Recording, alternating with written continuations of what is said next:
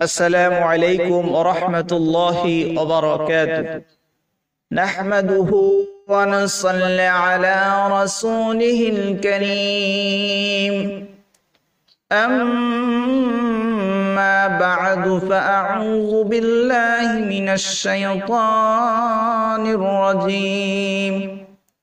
بسم الله الرحمن الرحيم. সম্মানিত দর্শকবৃন্দ, আজকে আমরা আলোচনা করব নেয়ামতের কৃতজ্ঞতা অস্বীকার করলে জাহান্নামে যাবে। আল্লাহ পাক রব্বুল আলামিন কুরআনুল কারীমে ইরশাদ করেন, আলাম তারা ইলাল্লাযীনা বাদদালু নি'মাতাল্লাহি কুফরান ওয়া আহাল্লু কওমাহুম দারাল বাওয়ার।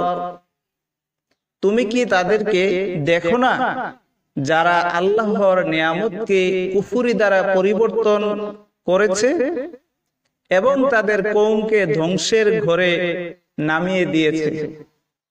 সূরা ইব্রাহিম 14 নম্বর পারা 28 নম্বর পৃষ্ঠা। রাসূলুল্লাহ সাল্লাল্লাহু আলাইহি ওয়াসাল্লাম হাদিস